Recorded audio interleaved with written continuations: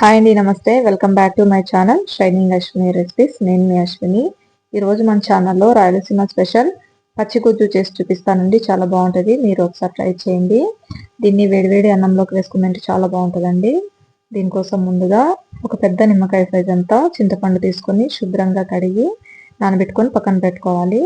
తర్వాత స్టవ్ వెలిగించి ఒక చిన్న బాండి పెట్టుకొని అందులోకి 1 టేబుల్ స్పూన్ వరకు జీలకర్ర వేసుకొని జీలకర్ర ఎర్రగా అయ్యేంత వరకు వేయించుకొని పక్కన పెట్టుకోవాలండి. తర్వాత అదే బాండిలోకి మీ కారానికి తగ్గట్టు ఎండుమిరపకాయలు వేసుకోండి. నేను ఇక్కడ ఒక 15 వరకు వేసాను. మీకు కొద్దిగా కారం కావాలనుకుంటే ఇంకా కొద్దిగా పెంచుకోవచ్చు.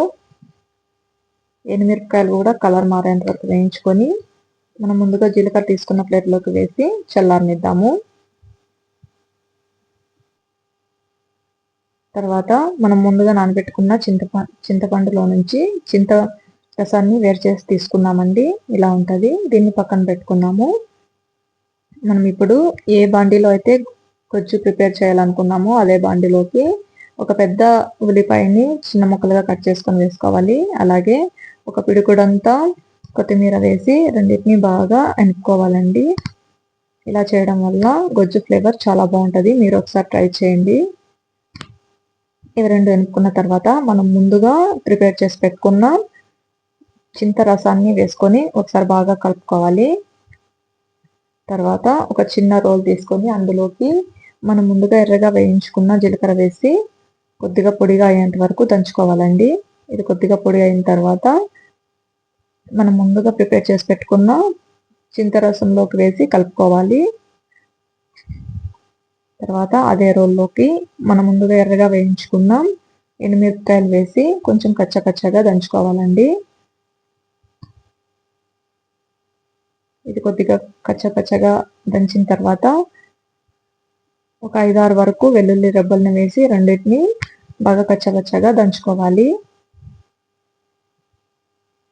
చూసారు కదండి, ఇలా ఉంటుంది. ఈ మిశ్రమాన్ని ఇప్పుడు మనం పచ్చిగొజ్జులోకి వేసి కలుపుకుందాము.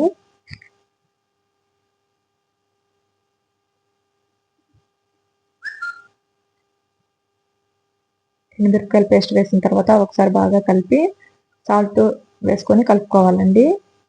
మీ రుచికి తగ్గట్టు వేసుకోండి. ప్లీజ్ మా వీడియోలు కనుక మీకు నచ్చినట్లయితే లైక్ చేసి షేర్ చేసి కామెంట్ చేయండి. ప్లీజ్ ఈ రెసిపీ కనుక మీకు నచ్చినట్లయితే సబ్స్క్రైబ్ చేసుకోండి. అంతే అండి, సింపుల్ అండ్ టేస్టీగా ఉండే పచ్చిగొజ్జు రెడీ. ఇది ఇలాగే కావాలంటే సర్వ్ చేసుకోవచ్చు, లేదా కొద్దిగా పోపు వేసుకున్నా చాలా బాగుంటుందండి.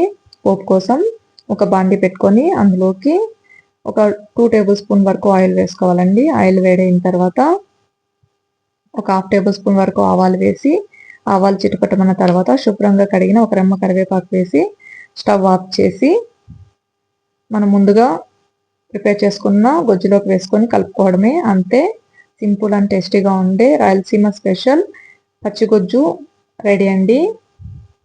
మీరు ఒకసారి